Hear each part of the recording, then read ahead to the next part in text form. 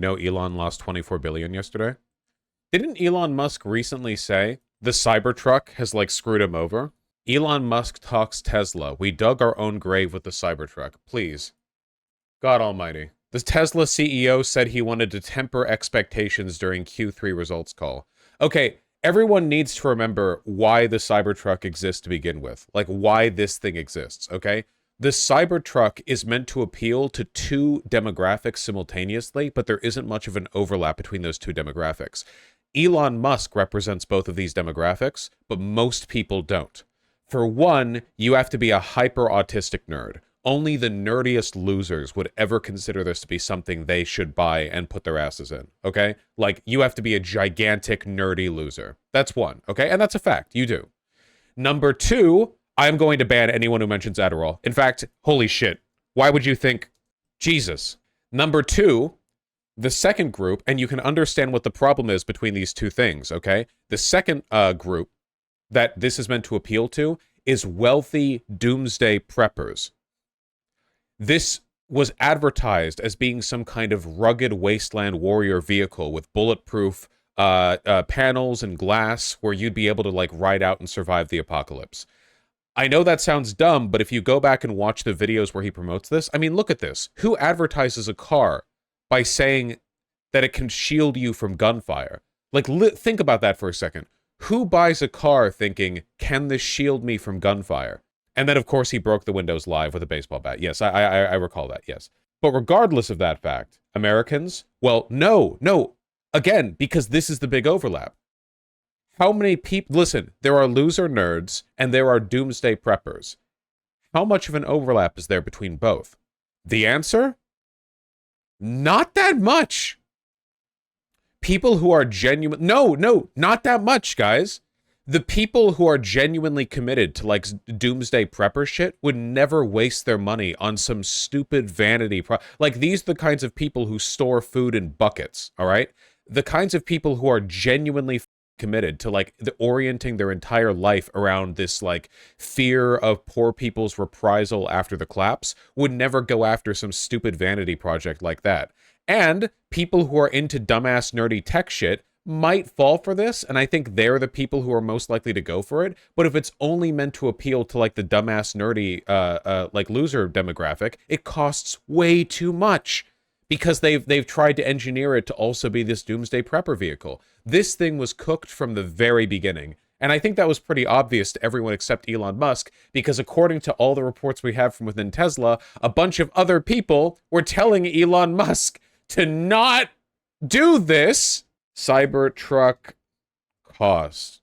Tesla initially quoted a starting price of $40,000.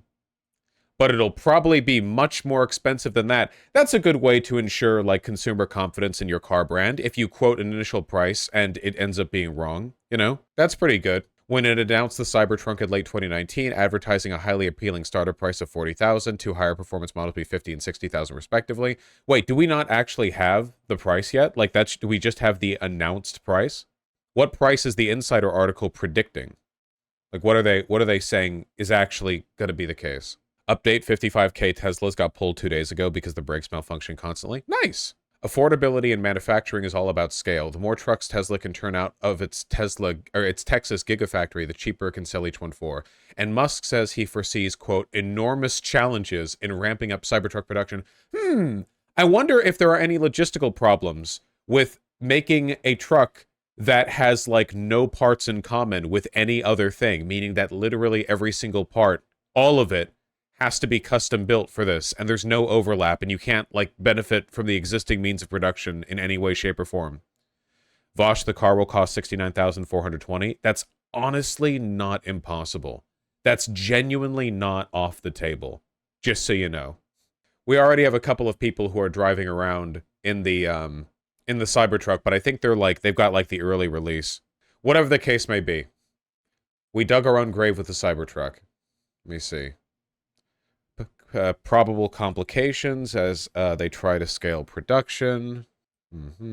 Perhaps he regrets these words now. Earlier this year, photos of under construction Cybertrucks at the company's factory in Austin, Texas, revealed stamped steel unibodies waiting to be clad in their unpainted stainless steel crossed out potato sacks, body panels.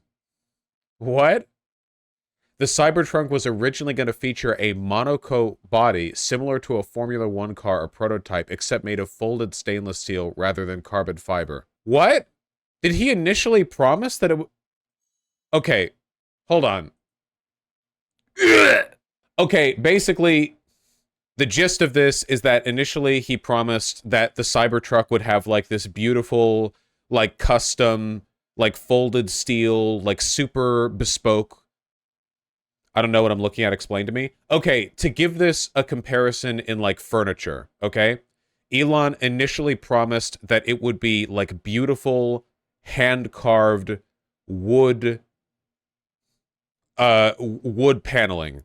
And then it turns out it's actually made of particle board that's being like drilled together in 20 different pieces. Like he thought he was ordering something from like West Elm, and it turns out it was actually IKEA furniture. That's the gist of it, okay? Might as well be made out of wood. Apparently it's smaller now than it was on stage. Did they shrink the Cybertruck? Okay. Wow, Vosh, I didn't think you would know what West Elm is. What is that supposed to mean? Benjamin, I swear to God, if you act annoying about Adderall and Tesla in one stream, you're getting the 24-hour. I swear to God, you can't buy your way. You can't buy your way out of my ire. If you have a complaint, you can issue it in chat. Don't beg to get on stream. Can't buy her the ire. You're getting a lot wrong though. Then say it in chat. Don't just say you're getting wrong. Why would you? What do you think? Do you really think I'm just gonna drop a segment and have like a person on call based on their word that they were a Tesla investor? Do you think being a Tesla investor gives you credibility or takes away credibility from what you're saying? Wouldn't a Tesla investor be monetarily incentivized to like? First of all, you're a Tesla investor. Okay. Second of all, it would mean that you have an incentive to say things to defend the product. What? I'm not an investor anymore. Just if you have a thing to add, say it in chat. Okay. Do people actually want big electric pickup trucks? No. No. Super dorky, nerdy, electric vehicle, doomsday prepper pickup truck is an incredibly narrow demographic. This is an extremely small range. This is a tiny window. And Tesla stock fell roughly 9%. Okay, so that's how this ties together. Tesla CEO says he wanted to temper expectations during Q3 results call, and then the stock fell 9%. Guess he didn't temper them enough. Jesus, people sound disappointed. The 9% drop is from Benjamin selling all of his stock. This is when he got away. It's the motor making it expensive. The production line is made simpler by the design, but it's difficult to scale because even though the assembly line is simple and efficient, it's never been done before and requires a big gigapress to stand. That's what I said! By having custom parts and a custom construction process, you're escalating the cost of mass production because you can't benefit from any existing factory processes. I didn't even talk about the motor. But, like, it doesn't change the fact that he went from, like, the carbon fiber, bent steel, big single press thing into, like, the melded together sheets. Have you guys seen the build quality on Teslas? Look at this thing. Tesla Cybertruck build quality. Have you seen Here, hold on. Musk unhappy with Cybertruck's poor quality calls for Lego-like precision. Lego-like precision isn't enough for cars. Dude, what kind of person is Elon that he's building a car and he's like, it needs to be good. It needs to be good like Legos. It needs to be good like Legos. Can't wait to drive my car that is built with Lego-like precision. Yeah, Lego has pretty phenomenal precision. For toys. Indeed, every image we've seen of the Cybertruck thus far, including those posted by Musk to his social media account, shows shockingly inconsistent build quality, particularly at the front of the vehicle, where multiple stainless steel panels meet at angles that remind some of a deli slicer. Oh, no, no, no. Oh, yeah, you can see it right here. I know this sounds really, really minor, but stuff like this is actually really important when scaled up to the build quality of like a vehicle. You can see it right here. See? Notice how from this angle there's more of a gap right here than there is right here? This is literally just like a plate of steel. Ka-chunk! You know? Like this. So a good example would be like, hold on, let me take a random car, okay? Mazda CX-50, just a random car, you know? And if we take a look at it, let me get a image from the side here. Okay, Notice how if you take a look at a car that was made by, like, not ultra wealthy crazy lunatics or whatever. Oh, is this like a low? Ah, god damn it! You know when the Google image search lies to you about what the resolution will be of the image, and you don't find out until you expand. Okay, here we go. If you take a look at basically any actual vehicles that people drive around, you'll notice very consistent spacing in between all of the pieces of the car that are assembled together. And that's really, really important because it means that the car wasn't built by monkeys. That's very important. So if you like the lines here, like this is obvious, like the hood's supposed to pop open, you know, but so that's why there's a gap because it needs to swing open. But the gap is consistent across, and that's because everything here is like super, super, super consistently put together. Meanwhile, if you take a look at this right off the bat, can you see that the lines aren't perfectly even? You can see that, right? This line appears to be thicker than this line, which appears to be thicker than this line, and there's this really weird gap here. And this is a low-res image. This is just a single image. All parts for this vehicle, whether internal or from suppliers, need to be designed and built to sub-10 micron accuracy. That means all part dimensions need to be to the third decimal place in millimeters, and tolerances need to be specified in single-digit microns. If Lego and soda cans, which are very low cost, can do this, so can we, Musk wrote. Bro, the production process for Lego and soda cans are completely different. Soda cans are like an aluminum plate that's stretched into a press, and Lego is plastic mold injections. This is a different... But you can tell he has no idea what he's talking about. It's because of the stupid straight edges. It's like basically impossible to make it fit well enough because of heat expansion / contraction. That's a good point, yeah. Having everything literally just be like brick shaped probably doesn't make things very easy with regards to dealing with heat expansion. And aren't these steel? Like, yeah, steel expands quite a bit with heat and contracts with not heat. The opposite of heat. The other heat. Here we go. Oh, man. Off the showroom floor when this thing isn't in its pristine lighting. Oh, God, look at the difference in the gaps. First of all, look at this dipshit. Second of all, dude, look at the difference between this and this. That's actually so huge. Sub 10 micron tolerances. Are you kidding me? Oh, my God. It looks like the monkey NFT equivalent of a car. Never forget when Elon said this could float on water. Oh, yeah. I remember when he just randomly, like, did anyone even ask him or did he just voluntarily offer this lie, this non-information? Yeah, it'll float.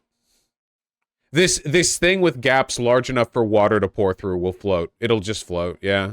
Dude, look at the, oh man, this is rough. Well, good. Anything bad happening to Elon is good for the world. New Twitter interview just dropped shortly after Irwin rejoined the company. What are we cooking? Shortly after Irwin rejoined the company, Musk published a series of inflammatory anti-LGBTQ posts to Twitter. In December 2022, he smeared Irwin's predecessor, the recently departed Yoel Roth, adding onto a dog pile of tweets falsely suggesting that Roth, who is gay, had advocated for child grooming in a 2016 academic paper. The paper was Roth's PhD dissertation titled Gay Data. Me too. In which Roth argued for more wide-ranging safety features on gay dating apps. Roth argued that the app should consider the fact that children who are not allowed on the apps were getting around rules and using them anyway, which should inform how dating apps create safety features. Yeah, oh yeah, I remember this. Basically, the paper was like, listen, okay, kids shouldn't be on Grindr, but kids go on Grindr, and there's no safety feature that can actually prevent kids from going on Grindr. So, if there are going to be kids on Grindr, we should have safety features to keep them from being, you know, abused, right? Like, there should be contingencies and backups in place to account for things that we don't want to happen in that range. How is that bad? Because right-wingers took this obvious factually correct statement and interpreted it as Yoel Roth wants children on Grindr, even though the paper was entirely about how it's bad that they're on Grindr. But, you know, fascist gonna fascist, right? Like, they do like fascisting. Fascisting. Okay, why are we looking at this? This isn't about the Cybertruck. This is about Elon Musk being a cyber cuck. Nice.